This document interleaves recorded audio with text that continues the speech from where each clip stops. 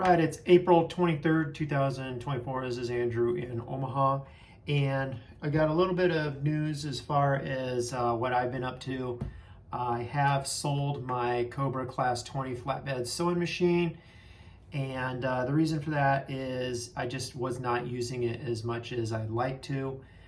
It was a great machine. I loved every minute of having it, but during the past 2 years, I'd say a vast majority of my work has been heavy stitching projects that I need my Cobra Class 3 to do.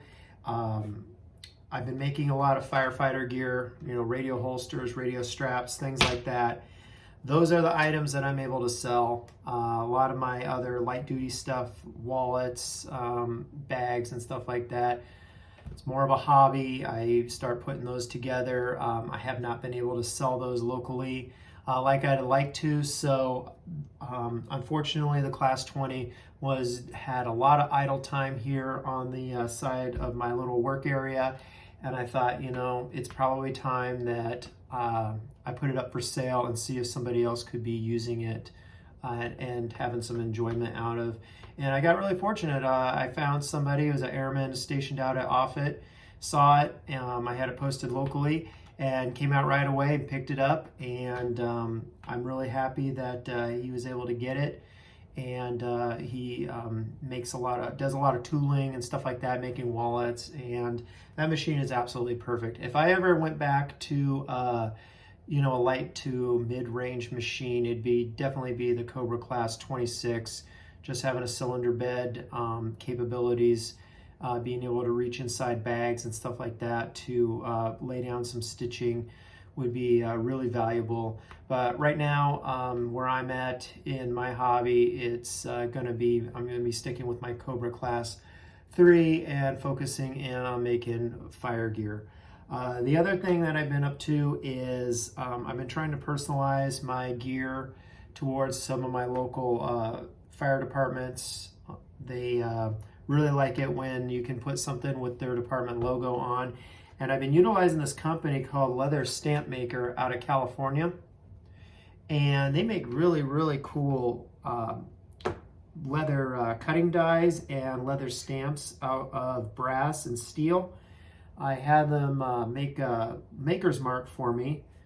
And then also, after I had my first maker's mark, I wanted to change up the design just a little bit, and I contacted them and said, hey, I want to change this just a little bit. That was no problem. They were able to make the modifications and make a new one for me. So the other thing that I've been using them for is making custom stamps to put on my radio holsters. These are 2-inch diameter stamps made out of brass. This is a firefighter union stamp, and they're really cool. I'm very happy with these. I don't know if you can see that. These are just some test pieces, I've been playing around with, seeing how I can paint them up. And I already have a new one ordered for another fire department close by. Somebody wants a strap and a radio holster made up for it. I don't have the logo for their agency, so I have one that I ordered last night, and it'll be on the way, and I'll be able to get that set up and put together for him. The other thing that they make are these cutting dies, and here's an example. I ordered this kit. These are 2-inch high, I believe they're 1.5 inches wide numbers, 1 through 10. And they cut out these numbers just perfect. I have made some firefighter helmet shields in the past, and when I make those, I'm trying to cut them out by hand.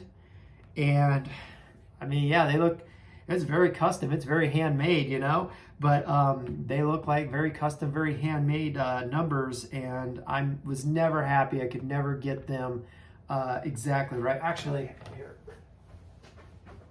I'll give an example.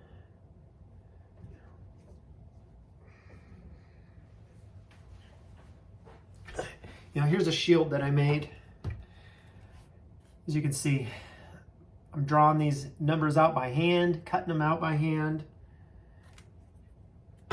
Now I'm going to have these dies, and I'm able to just cut them out with a piece of leather, and they look really nice. I'm really happy with it. And I just use my Harbor Freight Arbor press over here. I have not spent thousands of dollars on expensive clicker press.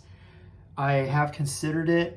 You know, Weaver, Buckle Guy, a couple places, they have some really cool clicker presses, but they're also very expensive. And everything's expensive now, I understand.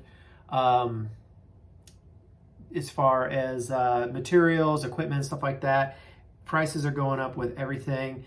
I cannot justify spending that much money for a clicker press based off of what I would need it for. And everything I need it for is pretty small. And I would say that if you're within the realm of needing to cut out really small pieces, a cheap Harbor Freight Arbor press will do just fine.